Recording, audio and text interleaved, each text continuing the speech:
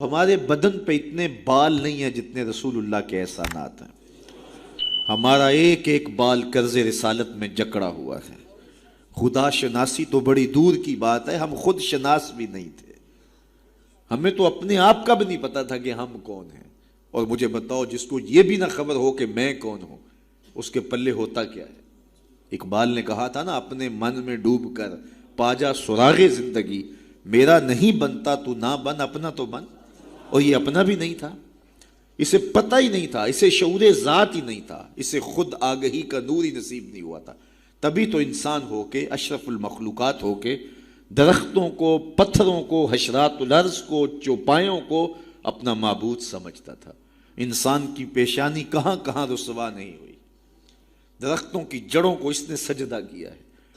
یہ کیچوا نہیں ہوتا مچھلی پکڑنے کے لیے جس کو کانٹے سے لگاتے ہیں، کسی زمانے میں یہ بھی انسان کا معبود رہا ہے۔ پتھروں کو اس نے معبود سمجھا، بہائم کو، چوپایوں کو، لٹکتے پھلوں کو، برستی بارش کے قطروں کو معبود سمجھتا رہا، بادل کو معبود سمجھتا رہا، تنکوں کو، حشرات الارض کو، بہتے پانیوں کو، جلتی آگ کو اور چلتی ہواؤں کو اپنا معبود سمجھتا رہا۔ اسے یہ نہیں پتا کہ میں ہوں کون۔ اے تماشا گاہ عالم روئے تو کجا بہرے تماشا می روی، دنیا تجھے ڈھونڈنے نکلی ہے، تو کس کی تلاش میں ہے؟ یہ اشرف المخلوقات ہو کے، مقصود کائنات ہو کے، یہ اس کائنات کا دل اور کلیجہ ہو کے، حشرات الارض کو، سانپوں کو، بچھوؤں کو اپنا معبود سمجھ رہا ہے۔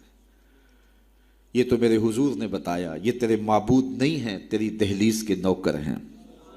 ان درختوں کو پوچھتا ہے، یہ تو تجھے چھاؤں فراہم کرنے کے لیے، آکسیجن دینے کے لیے، تیرے ایندھن کے کام آنے کے لیے، تیرے ذوق نظر کی تسکین کے لیے، تجھے پھل فراہم کرنے کے لیے پیدا کیے گئے ہیں۔ ان جانوروں کو پوچھتا ہے، یہ تو تیری سواری کے لیے، بار برداری کے لیے، تجھے دودھ اور گوشت کی ضروریات فراہم کرنے کے لیے پیدا کیے گئے ہیں۔ یہ چاند، سورج، ستارے، اجرام فلکیہ، یہ تیرے معبود کیسے ہو سکتے ہیں؟ یہ تو تیری راہوں میں روشنی اجالنے کے لیے پیدا کیے گئے۔ نہیں تو دیکھ، یہ انگلی اٹھتی ہے اور چاند ٹکڑے ہو کے قدموں میں آتا ہے، سورج پلٹ کے اثر کے وقت پہ آتا ہے، اور سڑیاں کھجوراں اگا جاندا ہے، وہ پتھراں نو کل میں پڑا جاندا، قطرے کو سمندر، ذرے کو ستارہ کرتے ہیں، کونین کو خم آ جاتا ہے جب زلف سوارا کرتے۔ اب انسان کی آنکھ کھلی کہ میں کون ہوں، کہ یہ پوری کائنات۔ درختوں کو پوچھتا ہے، جا میں نہیں، تو ہی کہہ دے تمہیں اللہ کا رسول بلا رہا ہے۔ اللہ اکبر! درخت شاخوں کے بل اپنے آپ کو گھسیٹتے ہوئے سلامی دینے حاضر ہو جاتے۔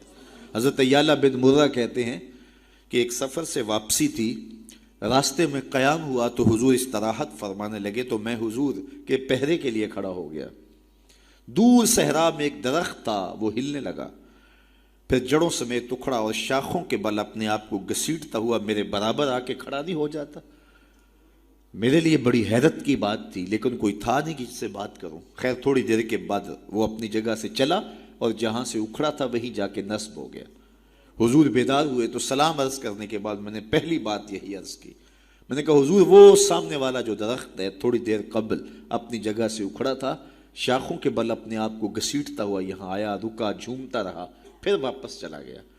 حضور نے حیرت کا اظہار نہیں کیا، میں تو سویا تھا، تفصیل سناؤ، کوئی آندھی آئی، کوئی جھکڑ آیا، کوئی طوفان آیا، کیسے اکھڑا؟ حضور مسکرا دیے اور فرمایا، ھذہ شجرۃ استاذنت ربھا، فرمایا یہ درخت ہے، اس نے رب سے اجازت مانگی تھی، مالک تیرا محبوب نیڑے آیا ہے، سلام نہ کر رہا ہوں، فاذن لھا، تو رب نے اس کو اجازت دے دی تھی، یہ مجھے سلامی پیش کرنے آیا تھا۔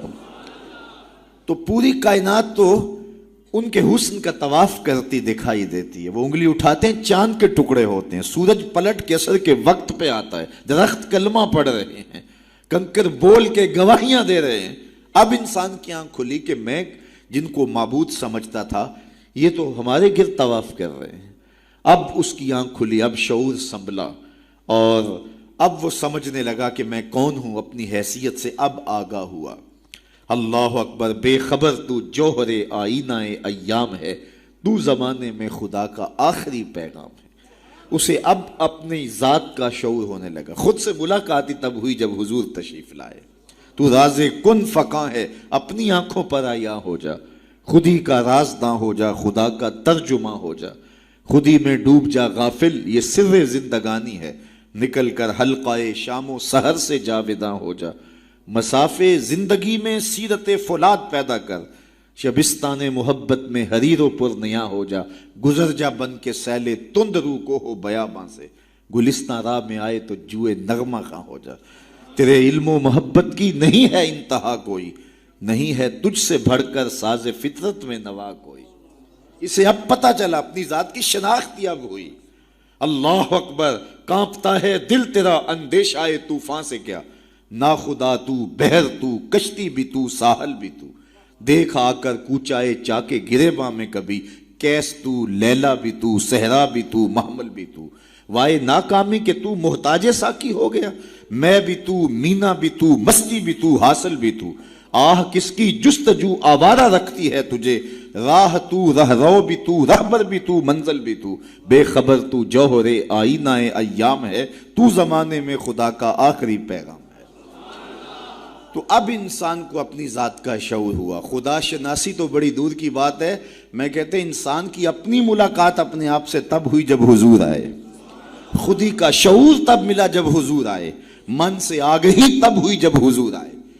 تو اگر وہ تشریف فرما نہ ہوتے، خدا شناسی تو بڑی منزل ہے، انسان خود شناس بھی نہ ہوتا، اپنے ذات سے بھی آگاہ نہ ہوتا، انسان ہو کے انسانوں کے گلے چیر رہا تھا۔ سکا باپ اپنی بیٹی زندہ درگور کر کے فخر کرتا تھا کہ میں نے اپنی آبرو بچا لی ہے۔ مائیں دنیا کی منڈیوں میں بکتی تھیں، باپ کی توقیر کوئی نہیں تھی، اور یہ تو میرے حضور آئے جنہوں نے آ کے بتایا کہ بیٹی عزت کی جگہ پر ہے۔ آپ نے یہ حدیث بارہا سنی ہوگی، علماء کرام سے بارہا سنی ہوگی، لیکن ذرا اس کو اس پہلو میں دیکھو، جب بیٹیوں کو زندہ درگور کر کے باپ فخر کر رہا تھا، اس زمانے میں میرے حضور نے کہا میری بیٹی میرے جگر کا ٹکڑا ہے۔ یہ صرف کلمہ تحسین ہی نہیں ہے، یہ کلمہ جہاد ہے۔ اس دور میں جب بیٹیوں کو زندہ درگور کر کے باپ فخر کر رہا تھا، آج تو ہر شخص اپنی بیٹی کو قرار جان سمجھتا ہے، بیٹی کو آنکھوں کا نور سمجھتا ہے، نور نظر سمجھتا ہے، بیٹی کے جہیز کے لیے باپ اپنی ساری زندگی لگا دیتا ہے، پردیس کاٹ دیتا ہے، جوان بھائی فیکٹری میں اوور ٹائم لگاتا ہے میں بہن کے ہاتھ پلے کرنے۔ تو آج اگر بیٹی کے بارے میں کوئی محبت بھرے جملے کہے جائیں تو بڑی بات نہیں ہے۔ جب باپ زندہ درگور کر کے فخر کرتا تھا، معاشرے سے اسے داد ملتی تھی کہ تو نے بیٹی کو زندہ درگور کیا ہے، اس زمانے میں میرے حضور نے کہا کہ میری بیٹی میرے جگر کا ٹکڑا ہے۔ اللہ اکبر، کیسی تبدیلی آئی۔ ایک موقع آیا، فرمایا کہ جو دو بیٹیاں یا دو بہنیں ان کی اچھی تربیت کرے اور ان کو پروان چڑھائے اور ان کی اللہ کی رضا کے لیے شادی کر دے تو قیامت کے دن وہ میرے ساتھ اس طرح قریب ہوگا جس طرح یہ دو انگلیاں قریب ہیں۔ تو مجلس میں موجود ایک صاحب اٹھے، کہا حضور اگر کسی کی دو بیٹیاں نہ ہوں تو ذرا اس کے پیچھے جھانکنے کی کوشش کیجئے، کہاں بیٹیاں زندہ درگور ہوتی تھیں اور کہاں ایک بیٹی والا سوچ رہا ہے کاش کہ میری بھی دو بیٹیاں ہوتی اور میں یہ احساس پاتا۔